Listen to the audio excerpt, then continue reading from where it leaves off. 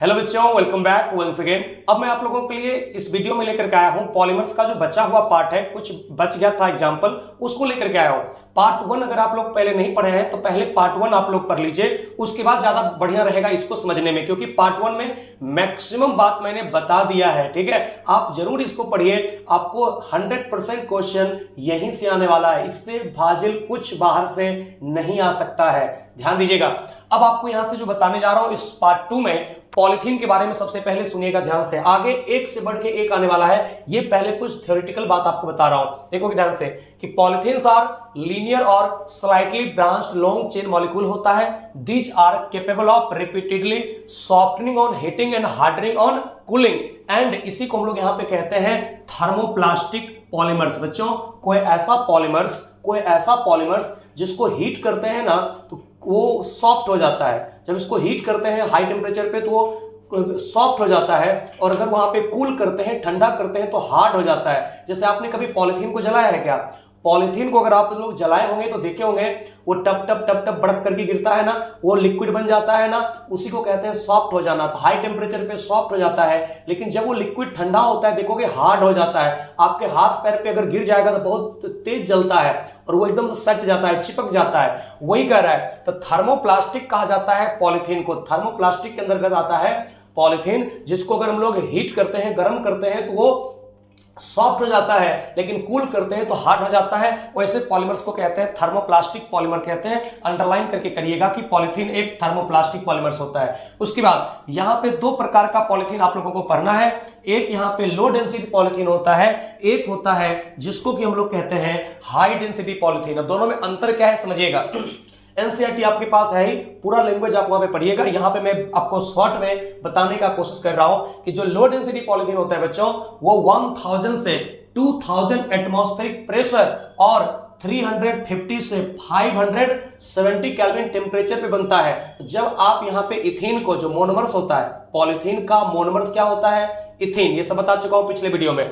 तो वहां पे 1000 से 2000 एटमॉस्फेरिक प्रेशर और 350 से 570 केल्विन पे हीट करते हैं, और कैटलिस्ट के रूप में या तो रखते हैं O2 यानी कि डाई ऑक्सीजन, या फिर रखते हैं पेरोक्साइड। क्योंकि बच्चों यहां पे जो मैकेनिज्म होता है वो होता है फ्री रेडिकल एडिशन रिएक्शन, इसलिए यहां पे हम लोग पेरोक्साइड कैटलिस्ट रखते हैं। उसके बाद याद रखोगे कि जो लो डेंसिटी पॉलिथीन होता है बच्चों, वो लो डेंसिटी पॉलिथीन ब्रांच्ड होता है। जी हां, ब्रांच्ड होता है, बहुत इंपॉर्टेंट है, ब्रांच्ड। और यही ब्रांच्ड होने के कारण ही इसका डेंसिटी लो होता है, तो ब्रांच्ड होता है। उसके बाद याद रखोगे बहुत इंपॉर्टेंट प्रॉपर्टीज कि जो लो डेंसिटी पॉलिथीन होता है वो केमिकली इनर्ट होता है। बहुत इंपॉर्टेंट, केमिकली इनर्ट होता है, लेकिन टफ होता है, और टफ होने के बावजूद भी हार्ड नहीं होता है, टफ होता है एंड फ्लेक्सिबल होता है। ये सब प्रॉपर्टीज में से प्रॉपर्टीज आपको पूछा जा सकता है कि low density polythene chemically inert होता है, टफ होता है, फ्लेक्सिबल होता है, and poor conductor of electricity होता है। इसलिए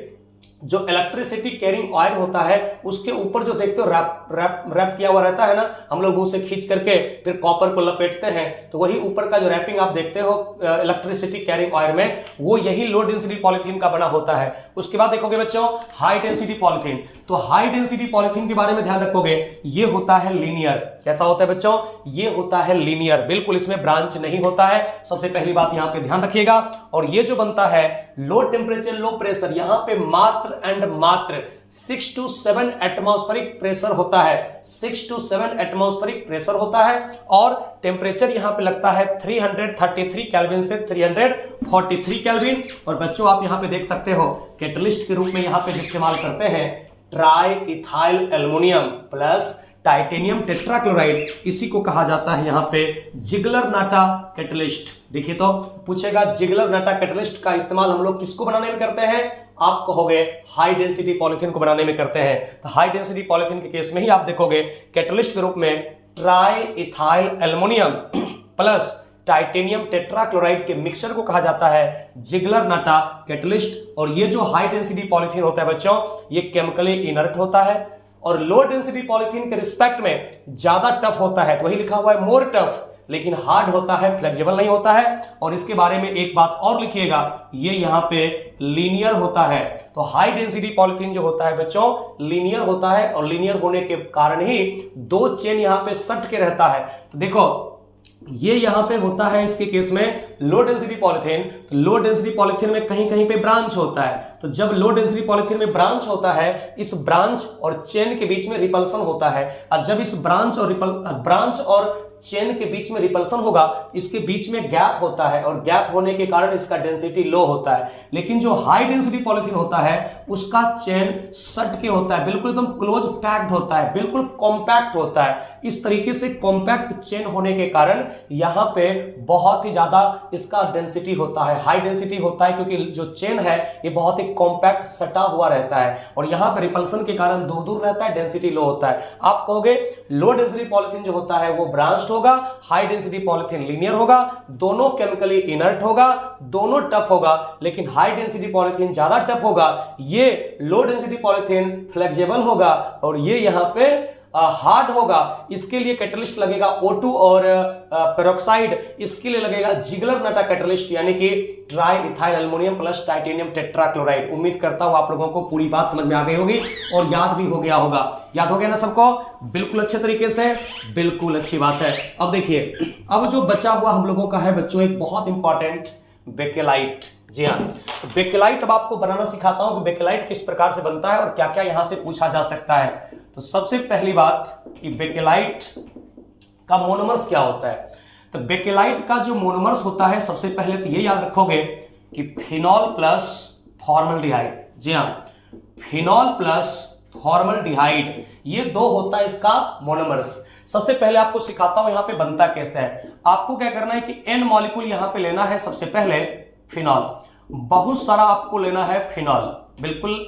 उसके बाद आपको बहुत सारा मॉलिक्यूल यहां पे लेना है फॉर्मल्डिहाइड। ओके, तो फिनॉल प्लस फॉर्मल्डिहाइड ये लेना है और स्टार्टिंग में जो यहां पे रिएक्शन इसका कराना है कुछ इस तरीके से देखोगे। ये C डबल बॉन्ड O को ओपन कर दीजिए, O माइनस C प्लस, ऐसा कर दीजिए।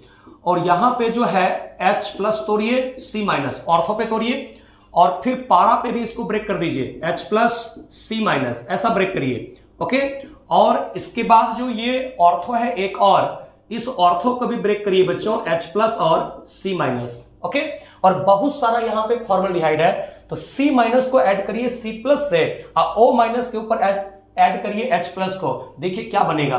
मान लीजिए ऐसा हम लोग यहां पे करते हैं कि इस OH के रिस्पेक्ट में एक ऑर्थो पे C माइनस को जोड़ते हैं C प्लस के साथ, यानी कि यहां पे सबसे पहले हम लोग कहेंगे ऑर्थो हाइड्रोक्सी मिथाइल फिनॉल। इतना का नाम होता है ortho hydroxy methyl, hydroxy methyl कहते हैं। उसके बाद यहां पे नेक्स्ट आप देखोगे यहां पे कुछ ऐसा होता है जिसमें कि OH और CH2OH और फिर यहां पे एक पारा पे भी हो जाएगा CH2OH, क्योंकि एक्सेस है ना।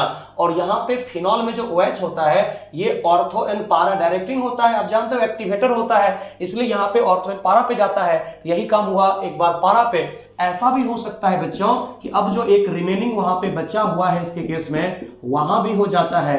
तो एक और CH2OH और फिर एक CH2OH और यहां पे CH2OH, यही यहां पे पहले आपको लिखा हुआ मिलेगा कि सबसे पहले जब हम लोग फिनॉल और फॉर्मल्डिहाइड का रिएक्शन करवाते हैं तो बनता है ऑर्थो एंड और पारा हाइड्रोक्सी मिथाइल फिनॉल। और यहां पे चाहे तो ले सकते हैं एसिडिक मीडियम, चाहे ले सकते हैं बेसिक मीडियम, यानी कि एसिड और बेस दोनों में से कोई भी कैटलिस्ट के रूप में रख सकते हैं। तो एसिड या बेस किसी भी प्रकार का कैटलिस्ट आप रख सकते हो।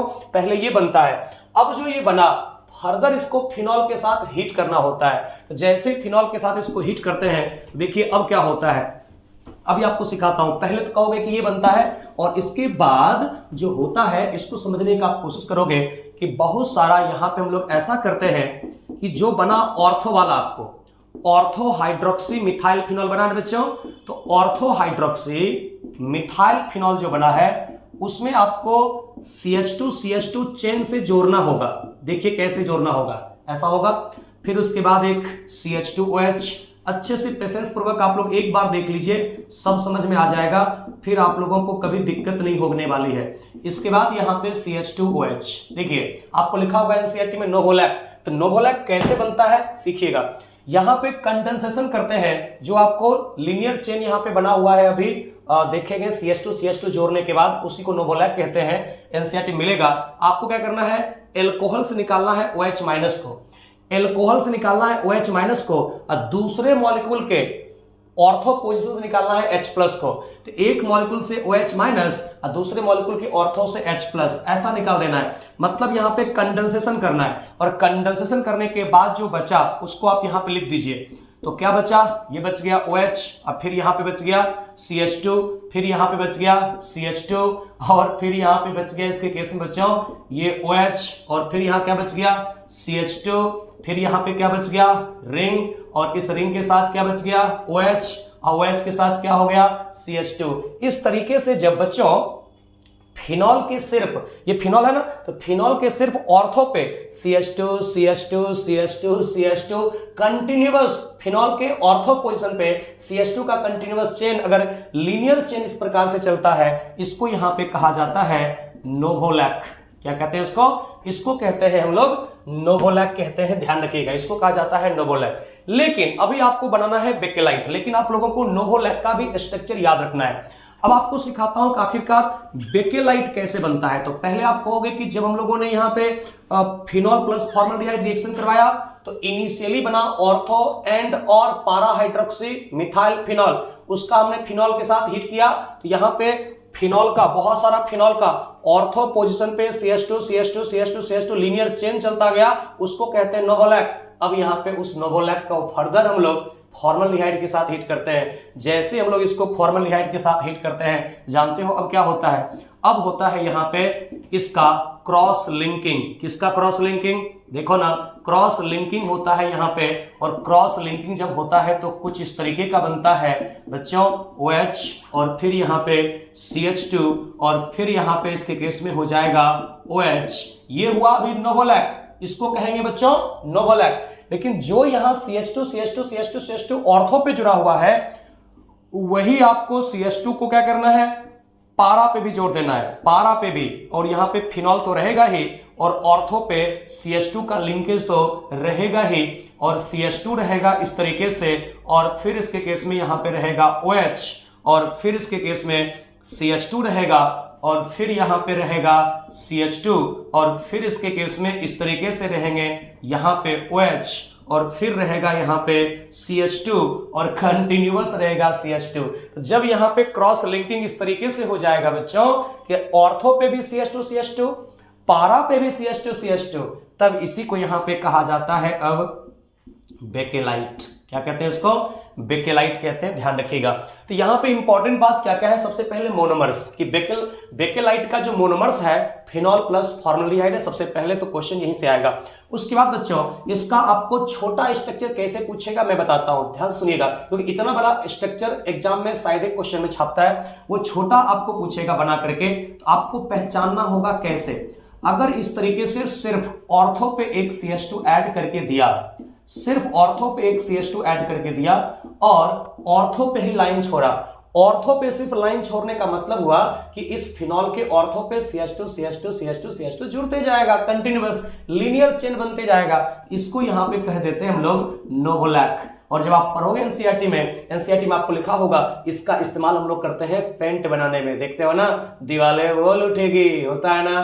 पहले कहावत हुआ करता था गांव घर में, क्या, अरे भाई धीरे बोलो, दीवालें की भी कान होती है, कोई सुन लेगा। लेकिन अब क्या होता है, दीवालें बोल उठेगी, ज्यादा कुछ बोलोगे ना दीवालें बोल उठोगी। और आने वाले कल में ऐसा बनने वाला है ना डायलॉग, कहेगा कि ज्यादा कुछ बोलोगी ना तो दीवालें मार उठेगी, ठीक है दीवालें मार उठेगी, ऐसा भी आने वाला है, तो सावधान रहिएगा।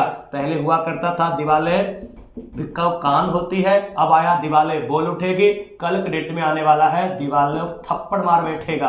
अब देखो बच्चों, यहां पे आपको सिर्फ ऑर्थो पे लाइन छोड़ा हुआ है, इसको कहेंगे नोवोलैक, लेकिन पारा पे भी लाइन ऐसे छोड़ दे, इसका मतलब ये CH2 जो है ऑर्थो पारा दोनों जगह जुड़ेगा। अब इसको जो यहां पे कहा जाता है, इसको कहा जाता है बेकेलाइट। क्या कहते हैं इसको बच्चों, बेकेलाइट कहते हैं, याद हो गया सभी लोगों को। और इसको यहां पे कहा जाता है, यहां पे क्रॉस लिंकिंग। तो पूछेगा कौन ऐसा पॉलीमर्स है जिसमें क्रॉस लिंकिंग होता है, तो क्रॉस लिंकिंग यहाँ पे बेकेलाइट में होता है, देख सकते हो। और ये जो बेकेलाइट हुआ एक्चुअल में ये कोपॉलीमर हुआ, बिल्कुल, क्योंकि दो डिफरेंट मोनोमर है बच्चों, एक है फॉर्मल्डिहाइड एक है फिनॉल, दो अलग अलग मोनोमर्स है। और इसके बाद आप कहोगे कि जो बना है वो बना है एक कंडेंसेशन पॉलीमर्स। कैसा पॉलीमर्स? कंडेंसेशन। और याद रखना ये जो एक पॉलीमर्स है ये होता है थर्मोसेटिंग पॉलीमर्स, बिल्कुल, इसको कहा जाता है थर्मोसेटिंग पॉलीमर्स। जिस तरीके से आप लोगों ने पढ़ाना बच्चों, आपने जिस प्रकार से पढ़ाई किया कि ये वाला जो आप लोगों ने पढ़ाई किया पॉलीथीन वाला वो थर्मोप्लास्टिक था, तो थर्मोप्लास्टिक था वो, ये होता है यहाँ पे थर्मोसेटिंग पॉलीमर्स होता है, इसको कहते हैं थर्मोसेटिंग पॉलीमर्स, इसको ध्यान रखिएगा। ओके, बेकेलाइट क्लियर है सब लोगों को? कैसा होता है स्ट्रक्चर, कैसा होता है मोनोमर्स, क्या होता है कंडेंसेशन, क्यों कहते हैं कोपॉलीमर्स, क्रॉस लिंकिंग, समझ में आ गया? बिल्कुल। अब यहां से एक और आप देखोगे बहुत इंपॉर्टेंट, यहीं पे आप लोगों को जहां बेकेलाइट आपको लिखा हुआ है उसी बेकेलाइट के बगल में ही आप लोगों को लिखा हुआ मिलेगा बच्चों, क्या बोलिए ना, मेलामाइन फॉर्मल्डिहाइड पॉलीमर्स। ओके, आते हैं अब हम लोग सीखते हैं नेक्स्ट, बहुत इंपॉर्टेंट, वो है मेलामाइन फॉर्मल्डिहाइड पॉलीमर्स। देखो ये होता क्या है, सबसे पहले देखते हैं। आपने देखा है कि भाई बच्चे, छोटे बच्चे को देखो, क्या छोटा बच्चा जब तुतलाता है बोलता है, क्या बोलता है? मेरा है। वो बोलता है अगर मेरा है तो क्या बोलता है? मेला है, मेला है, ये मेला है बोलता है ना। तो जब कोई छोटा बच्चा तुतलाता है ना तो मेरा को बोलता है मेला, मेला, ये मेला है। और माइन का मतलब क्या होता है? MIN, माइन का मतलब क्या होता है? मेरा, यानी कि देखो कितना बढ़िया है, मेलामाइन। अब सुनिए, इसको हम लोग समझते हैं इस मेलामाइन का कैसा होता है स्ट्रक्चर। ये तो मजाक की बातें होगी, थोड़ा सा आप लोगों को हंसाने के लिए।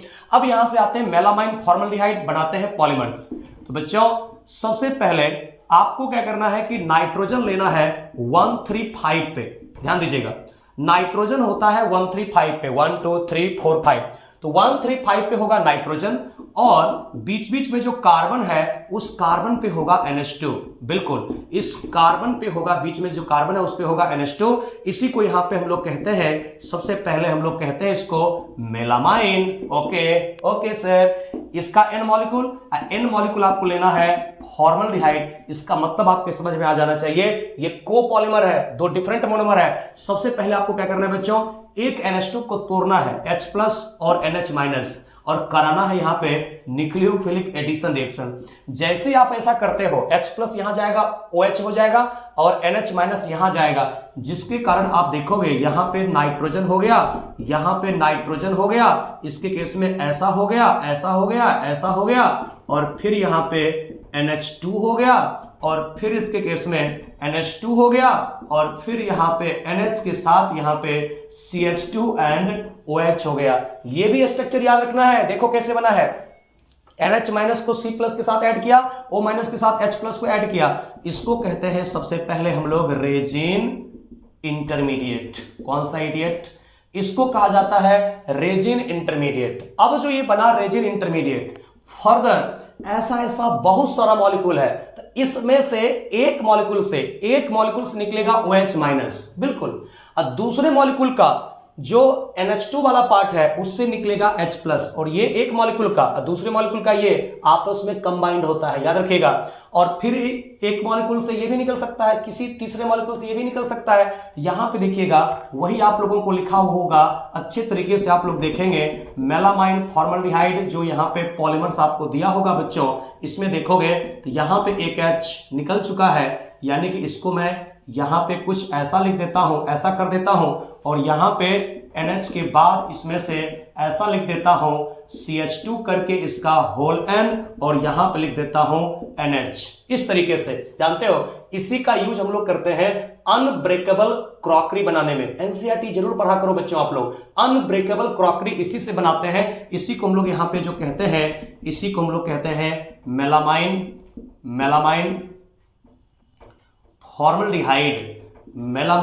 फॉर्मल्डिहाइड पॉलीमर्स, बिल्कुल। और इसको हम लोग यहां पे क्या क्या कहेंगे, याद रखिएगा। सबसे पहले तो ये मोनोमर्स तो मिल ही गया।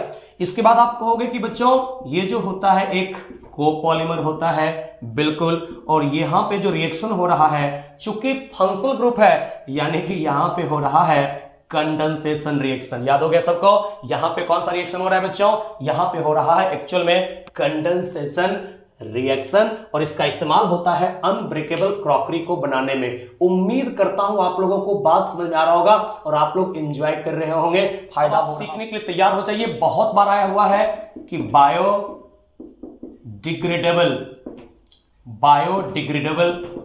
पॉलीमर्स किसको कहते हैं? तो बायोडिग्रेडेबल पॉलीमर्स उसको कहते हैं जिसको कि बैक्टीरिया, फंगी ये सब जो है डिकम्पोज कर दे। ठीक है, बहुत इंपॉर्टेंट। देखिए सबसे पहला जो हम लोगों का है वो है यहां पे पॉली बीटा हाइड्रोक्सी ब्यूटायरेट, बिल्कुल ब्यूटायरेट को बीटा हाइड्रोक्सी वेलरेट। कितना इंपॉर्टेंट है, देख सकते हो इसका नाम भी कितना बड़ा है।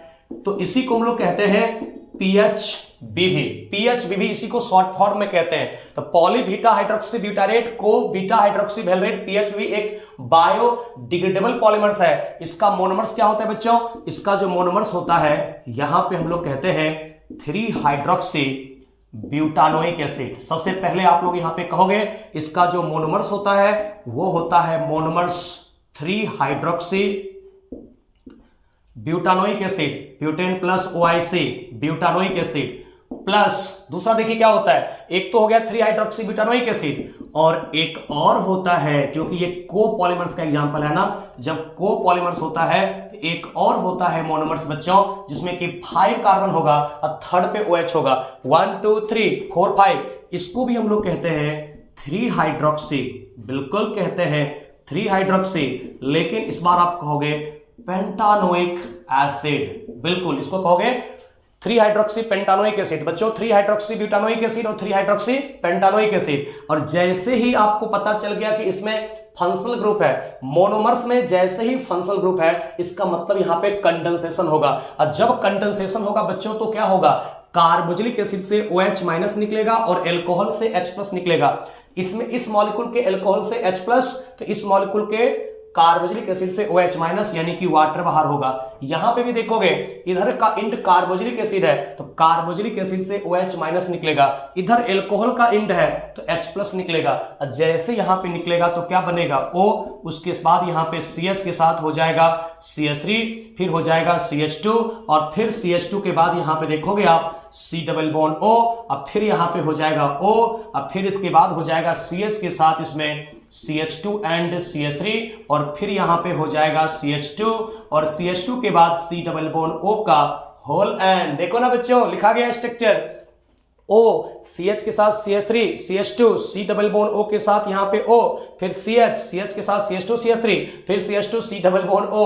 इसी को यहां पे कहा जाता है PHBV, यानी कि पॉली बीटा हाइड्रोक्सी ब्यूटारेट को बीटा हाइड्रोक्सी वेलरेट PHBV, इसी को कहते हैं। बच्चों याद रखना, यहां पे इसके बारे में आप याद रखना सबसे पहली बात, ये एक कोपॉलीमर है, बिल्कुल ये एक कोपॉलीमर्स है, क्योंकि इसके केस में 2 अलग अलग मोनोमर्स है। जहां कहीं भी 2 अलग अलग मोनोमर्स होता है, 2 डिफरेंट मोनोमर्स होता है, कहते हैं कोपॉलीमर्स। उसके बाद इसमें ध्यान रखना, इसमें क्या हुआ है, वाटर का लॉस हुआ है, क्योंकि इसके मोनोमर्स में फंक्शनल ग्रुप है। जहां भी मोनोमर्स में अगर फंक्शनल ग्रुप होता है तो यहां पे एडिशन नहीं होता है, इसके केस में यहां पे हम लोग कहते हैं कि होता है कंडेंसेशन पॉलीमराइजेशन होता है। उसके बाद ये तो बायोडिग्रेडेबल है, पहले ही लिख चुका हूं, ये तो आपको पता ही है। उसके बाद याद रखना बच्चों ये एक पॉलिस्टर है, कैसा है, पॉलिस्टर्स है ये, क्योंकि यहां पे देखोगे ना जो बना है ये C डबल बॉन्ड O के साथ कार्बन है, तो जहां कहीं भी C डबल बॉन्ड O और O के साथ कार्बन होता है इसको कहते हैं पॉलिस्टर। ये एक बायोडिग्रेडेबल पॉलीमर्स है और ये PHBV जो होता है ये एक पॉलिस्टर है, इसको ध्यान रखिएगा। और जानते हो इसका यूज क्या है, आप जानते हो कि PHBV का जो यूज होता है वो होता है इसके केस में एक और यहां पे स्पेशलिटी पैकेजिंग। स्पेशली पैकेजिंग कहने का मतलब यह हुआ कि जहां कहीं भी अगर मान लो फ्रूट का, फ्लावर का, मेडिसिन का बहुत ही स्पेशल तरीके से पैकेजिंग करना है तो वहां पे इसका इस्तेमाल होता है। बहुत ही अच्छे तरीके से हम लोग पैकेजिंग करते हैं किसी भी बहुत ही सेंसिटिव चीजों का, जो जल्दी खराब ना होता है इसमें। उसके बाद आप कह सकते हो एक होता है ऑर्थोपेडिक डिवाइसेज। ऑर्थोपेडिक डिवाइसेज कहने का मतलब हो गया जो भी हमारे बॉडी के लिए बनता है आर्टिफिशियल ऑर्गन, आर्टिफिशियल हाथ हो गया, आर्टिफिशियल पैर हो गया, या टाका पड़ता है, कट फट जाता है तो ये जो धागा बनता है सीने वाला, आपको क्या लगता है जूता सीने वाला धागा से सीधेगा क्या? जूता सीने वाला धागा से तो नहीं सीधेगा ना, टाका पड़ता है तो उसमें भी यही सब लगता है, पीएचबीबी वगैरह, उसी का बायोडिग्रेडेबल पॉलीमर से रहता है। उसके बाद आप यहां पे देखते होंगे कंट्रोल रिलीज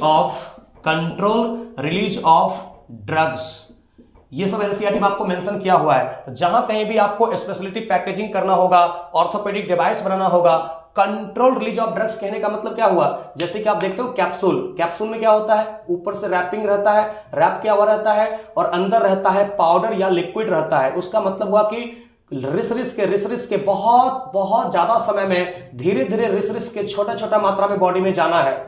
अगर जैसे पैरासीटामोल है, डोलो है, ये सब डायरेक्ट ओपन है, डायरेक्ट बॉडी में एब्जॉर्ब हो जाता है, क्योंकि वहां पे उसका तुरंत काम करवाना है, टेम्परेचर को कम करना है, तुरंत काम करवाना है, तो बिल्कुल नेकेड रहता है, खुला हुआ रहता है। लेकिन धीरे धीरे बॉडी में एब्जॉर्ब करवाना है, कैप्सूल के रूप में रहता है। आप देखते होंगे आधा हरा, आधा पीला, आधा लाल, आधा ब्लू, जो भी रहता है कलर, तो वो वही बना होता है। आप क्या सोचते हो वो जो प्लास्टिक है क्या वो पॉलीथीन है क्या? कैप्सूल में जो रहता है पॉलीथीन है क्या? नहीं, पता चलेगा कुछ और बीमारी पकड़ लिया। अगर वहां पॉलीथीन, प्लास्टिक, दिस दैट में अगर हम भर के खिला देंगे पेशेंट को, पता चलेगा कुछ बीमारी और पकड़ लेगा, खराबी करेगा। इसलिए कंट्रोल रिलीज ऑफ ड्रग्स करने के लिए यही पीएचबीवी में भरा जाता है वहां पे मेडिसिन को, कभी भी इसमें पॉलीथीन और प्लास्टिक में लपेट के नहीं दिया जाता है, समझे कि नहीं? हाँ, उसी को कहते हैं कंट्रोल रिलीज ऑफ ड्रग्स। एक और देखिएगा, बायोडिग्रेडेबल पॉलीमर्स में ही एक और एग्जांपल है बच्चों, बायोडिग्रेडेबल पॉलीमर्स में ही एक दूसरा एग्जांपल देखिएगा, जिसमें कि होता है नायलॉन टू नायलॉन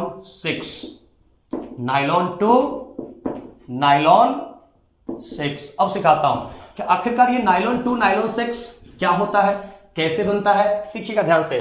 जैसे इसमें नाम में लिखा हुआ है नायलॉन, तुरंत आपको समझ जाना चाहिए कि नायलॉन का मतलब हो गया यहां पे ये एक एमाइड, पॉली एमाइड। जहां कहीं पॉलीमर्स में एमाइड लिंकेज होगा वहीं पे लगता है ये आप लोगों को नायलॉन वहीं लगता है। तो क्या करना है, सबसे पहले हम लोग कहेंगे कि इसका जो मोनोमर्स होता है ना, वो होता है ग्लाइसिन। बिल्कुल, इसका जो मोनोमर्स होता है, एक होता है इसके केस में ग्लाइसिन, बिल्कुल, और दूसरा जो यहां पे इसके केस में होता है वो होता है एमिनो कैप्रोइक एसिड। यहां पे 6 कार्बन होता है इसके केस में, whole 5 C double bond O के साथ OH, इसको यहां पे कहा जाता है एमिनो कैप्रोइक एसिड। तो ध्यान रखोगे, नायलॉन टू नायलॉन 6 का जो मोनोमर्स होता है ये 2 होता है, एक होता है ग्लाइसिन और एक होता है एमिनो कैप्रोइक एसिड। बिल्कुल, अब यहां पे आपको समझ में आ रहा होगा कि 2 अलग अलग मोनोमर्स है, ग्लाइसिन और एमिनो कैप्रोइक एसिड 2 अलग अलग मोनोमर्स है, मतलब यहां पे होता है ये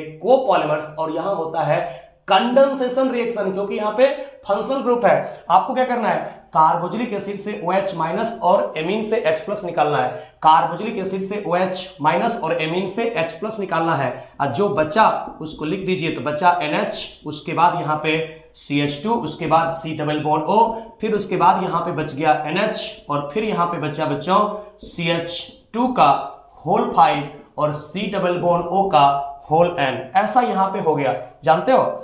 यहां पे देखोगे तो यहां पे एमाइड लिंकेज है, इसलिए कहते हैं इसको नायलॉन। एमाइड जहां कहीं भी पॉलीमर्स होगा इसके लिए हम लोग टर्म इस्तेमाल करते हैं नायलॉन। और यहां से यहां तक इस नाइट्रोजन से इस नाइट्रोजन के बीच में मात्र 2 कार्बन है, तो 2 कार्बन के लिए हमने लिखा नायलॉन 2। अब फिर देखोगे यहां से यहां तक टोटल 6 कार्बन है, तो इसको यहां पे हम लोग लिखते हैं अब नायलॉन 6। तो नायलॉन 2 नायलॉन 6 इसी को बोला जाता है। और आपको इसके बारे में क्या क्या याद रखना है, सबसे पहले कहेंगे ये एक कोपॉलीमर है, होमोपॉलीमर बिल्कुल नहीं है, क्योंकि यहां पे 2 डिफरेंट मोनोमर जुड़ रहा है, एमिनो कैप्रोइक एसिड और ग्लाइसिन। उसके बाद बच्चों आप लोगों को ध्यान रखना है कि कोपॉलीमर्स के बाद चूंकि यहां पे निकला है वाटर निकला है ना, OH minus H plus water निकला है। मोनोमर्स में फंक्शनल ग्रुप होता है। अच्छे से स्ट्रक्चर ध्यान रखिएगा, स्ट्रक्चर में खूब फंसाता है कि एमिनो कैप्रोइक एसिड में कितने कार्बन है, वो सब कार्बन पे आपको फंसाने की कोशिश करेगा कि कौन सा करेक्ट स्ट्रक्चर है मोनोमर्स का, उसमें पूछता है। तो ये यहाँ पे हम लोग कहेंगे कि कोपॉलीमर्स के बाद चूंकि वाटर निकला है, मोनोमर्स में फंक्शनल ग्रुप होता है, इसलिए यहाँ पे हो रहा है कंडेंसेशन पॉलीमराइजेशन। उसके बाद यहाँ पे भी ध्यान रखेंगे, ये भी जो होता है बायोडिग्रेडेबल होता है, बिल्कुल ये बायोडिग्रेडेबल होता है। उसके बाद आप कहेंगे ये एक पॉलीएमाइड होता है, ये पॉलिस्टर नहीं होता है। समझ गए अच्छे तरीके से बच्चों? बिल्कुल समझ गया ना? अच्छे तरीके से समझ गया ना? ओके, ये भी एक बायोडिग्रेडेबल पॉलीमर्स का अल्टरनेटिव बहुत अच्छा है। ओके, अब आपको एक और बताता हूं जो एक आप लोगों को बचा हुआ है। लास्ट वाला पेज जब पढ़ोगे आप लोग तो वहां पे एक बॉक्स में यूरिया फॉर्मल्डिहाइड रेजिन, बाद बाकी तो आप लोगों को सभी के सभी मैंने बता दिया। जानते बच्चों, इसके बाद मैं क्या करने वाला हूं, ये लेक्चर अगर आप लोग अच्छे तरीके से कंप्लीट कर लिए, उसके बाद मैं आप लोगों के लिए क्वेश्चन प्रैक्टिस के लिए लेकर के आने वाला हूं। एक सीरीज लाऊंगा, एक वीडियो लाऊंगा जिसमें कि आप लोगों को इस दोनों लेक्चर को पढ़ने के बाद, इतना आप लोगों को पॉलीमर्स का मैंने थ्योरी पढ़ा दिया, उसके बाद क्वेश्चन प्रैक्टिस तो होना चाहिए ना। तो क्वेश्चन प्रैक्टिस करवाने के लिए लाऊंगा, एक अलग वीडियो लाऊंगा। तब तक आप इसको अच्छे से कवर कर लीजिए, एनसीईआरटी को पढ़ के रहिए। क्वेश्चन मैं दूंगा, आपको आंसर करना है और उसके बाद मैं सॉल्यूशन भी बताऊंगा। वहां पे कितना मजा आने वाला है, पूरा तैयार हो जाएगा, बात खत्म, आप इंजॉय करते रहिए। अब देखिए, तो नेक्स्ट यहां से एक और लेकर के आते हैं, उसको हम लोग कहते हैं urea formaldehyde. Urea formaldehyde resins, बिल्कुल यूरिया फॉर्मल्डिहाइड रेजिन्स का मतलब कि आपको समझ में आ रहा होगा, दो डिफरेंट मोनोमर है, यानी कि ये भी एक कोपॉलीमर है, बिल्कुल कोपॉलीमर है। सबसे पहले आप लोग देखिए, यूरिया हम लोग किसको कहते हैं, तो यूरिया कहते हैं NH2CO NH2, इसी को यहां पे कहा जाता है यूरिया। ऐसे मैंने इसलिए लिखा क्योंकि आगे मुझे रिएक्शन करवाना है, तो रिएक्शन चूंकि मुझे कराना है, N मॉलिक्यूल इसका ले लेते हैं और N मॉलिक्यूल यहां पे ले लेते हैं हम लोग पहले फॉर्मल्डिहाइड। बिल्कुल फॉर्मल्डिहाइड एकदम से अच्छे तरीके से रिएक्शन करवाना है और इसको तोड़ देना है H प्लस NH माइनस, और यहां पे करा देना है न्यूक्लियोफिलिक एडिशन रिएक्शन, यानी कि NH माइनस को जोड़ना है C प्लस के साथ और O माइनस के साथ जोड़ना है H प्लस को। जोड़ दीजिए ना, बहुत आसान है। इसके बाद N मॉलिक्यूल यहां पे जो बनेगा, ये बच गया NH2 C double bond O, और यहां पे NH माइनस के साथ जाकर के जुड़ा CH2OH। देखो तो ऐसा बनेगा ना बच्चों, इस NH माइनस के साथ CH2O माइनस का H प्लस ऐड हो गया, तो यहां पे हो गया CH2OH।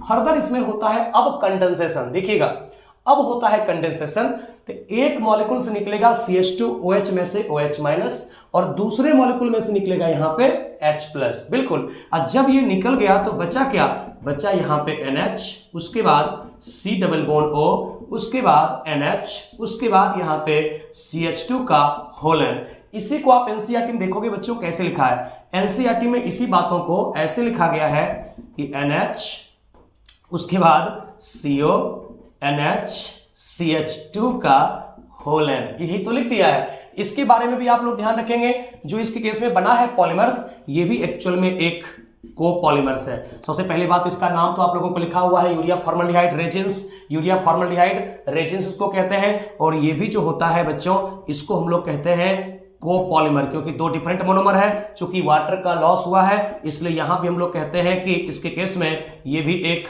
कंडेंसेशन रिएक्शन के द्वारा रिएक्शन हुआ है। ठीक है, बिल्कुल कंडेंसेशन के द्वारा हुआ है, क्योंकि वाटर का यहां पे लॉस हो रहा है। अरे बात क्लियर है सब लोगों को? बिल्कुल क्लियर है ना? अब आप देखो, आपको एनसीईआरटी का कुछ यहां पे क्वेश्चन भी आप लोगों को दे रहा है, उसको मैं थोड़ा देखने की कोशिश कर लेता हूं। एनसीईआरटी में कुछ इसका क्वेश्चन आपको दे रहा है, तो उसको बनाना चाहिए आप लोगों को। अब ध्यान दोगे, एक तो क्वेश्चन कह रहा है कि 15.4 में in text question 15.4 explain the difference between Buna N and Buna S। तो बच्चों इसमें तो आपको बता चुका हूं पहले ही कि बोना N बोना S दोनों में ही 1,3-ब्यूटाडाइन कॉमन होता है, 1,3-ब्यूटाडाइन मोनोमर्स कॉमन होता है। और अंतर क्या होता है, बोना S में होता है स्टायरीन, देखोगे आपको मैंने पिछले लेक्चर जो पार्ट 1 का है उसमें बता दिया है। और बोना N में होता है एक्राइलोनाइट्राइल, यही डिफरेंस है। बाद बाकी दोनों एडिशन होता है, दोनों यहां पे कोपॉलीमर होता है, तो वो डिफरेंस है नहीं। डिफरेंस है सिर्फ मोनोमर्स का कि 1,3-ब्यूटाडाइन दोनों में कॉमन है, और बोना S में स्टायरीन होता है, बोना N में एक्राइलोनाइट्राइल होता है। उसके बाद 15.5 में कह रहा है arrange the following polymers in increasing order of their intermolecular forces. देखिए एक आप लोगों को इन टेक्स्ट क्वेश्चन 15.5 दिया हुआ है और 15.5 में एक आपको दिया हुआ है नायलॉन 66 और ये नायलॉन 66 होता है फाइबर्स, बिल्कुल फाइबर्स होता है, पहले बता चुका हूं आप लोगों को। उसके बाद दिया हुआ है बूना एस और ये जो बूना एस होता है ये होता है synthetic rubber, synthetic rubber. Rubber को यहां पे कहा जाता है इलास्टोमर, रबर को ही यहां पे कहते हैं बच्चों इलास्टोमर्स, बिल्कुल। और उसके बाद दिया हुआ है पॉलीथीन। तो नेक्स्ट आपको दिया हुआ है पॉलीथीन, जो अभी मैंने स्टार्टिंग में ही इसी वीडियो में आप लोगों को बताया था कि पॉलीथीन को अगर हम लोग हीट करते हैं तो ये सॉफ्ट हो जाता है और इसको कूल करते हैं तो हार्ड हो जाता है, इसलिए इसको यहां पे कहा जाता है थर्मोप्लास्टिक कहते हैं। और जानते हो अगर यहां पे आप लोगों को पूछा जाता है इंटरमॉलिक्यूलर फोर्सेज अगर आपसे पूछे जाते हैं तो सबसे स्ट्रॉन्गेस्ट यहां पे हो जाएगा फाइबर्स, फाइबर्स होता है सबसे स्ट्रॉन्गेस्ट, यानी कि नायलॉन 66 सबसे स्ट्रॉन्गेस्ट हो जाएगा फाइबर्स। उसके बाद होता है यहां पे बच्चों थर्मोप्लास्टिक्स और सबसे वीकेस्ट यहां पे हो जाता है वो होता है इलास्टोमर्स, इलास्टोमर्स यहां पे सबसे वीकेस्ट होता है। यानी कि आप यहां पे कहोगे सबसे स्ट्रॉन्गेस्ट जो होगा इंटरमॉलिक्यूलर फोर्सेज वो फाइबर में, यानी कि नायलॉन 66। उसके बाद हो जाएगा यहां पे पॉलीथीन, आप देख सकते हो, यानी कि हो गया इसके केस में थर्मोप्लास्टिक। और सबसे वीकेस्ट होता है बच्चों इलास्टोमर्स, आप देखोगे पर करके सबसे वीकेस्ट होता है इलास्टोमर्स, यानी कि यहां पे हो जाता है बूना एस, बूना एस यहां पे सबसे हो जाएगा वीकेस्ट। आप समझ गए बातों को, पूरी तरह से एनसीईआरटी का एक एक मैंने रिएक्शन आप लोगों को बता दिया है। उम्मीद करता हूं बातें आपको समझ में आ गई होगी, अच्छे से आप लोग पढ़ने का कोशिश करोगे। यहां पे आप लोगों को आज यहीं पे रहने देता हूं वीडियो को, और आगे के वीडियो में पॉलीमर्स के लिए मैं लेकर के आऊंगा क्वेश्चन का प्रैक्टिस, उसको आप लोग जरूर देखिएगा। इतना अगर आप लोगों मेहनत कर लिया है, यहां तक वीडियो देख लिया है, तो इसके लिए आप लोगों को आगे क्वेश्चन प्रैक्टिस को जरूर करना बनता है। तो मैं आप लोगों के लिए क्वेश्चन लेकर के आऊंगा, तब तक आप लोग एकदम सुरक्षित रहें, खुश रहें, प्रसन्न रहें, अपने लाइफ के प्रति सतर्क रहें, सावधान रहें, ईमानदार रहें, जितना हो सके उतना अच्छे तरीके से मन लगा करके बिना टाइम इधर उधर फालतू का बर्बाद किए हुए खूब अच्छे तरीके से पढ़ाई कीजिए। आपका सिलेक्शन जरूर होगा, जो बच्चा मन लगा करके पढ़ता है उसका सिलेक्शन जरूर होता है। आप अपने आप पे यकीन करें, आप जरूर कर सकते हैं जो आप करना चाहते हैं। Thank you everyone. जय हिंद, जय भारत, वंदे मातरम।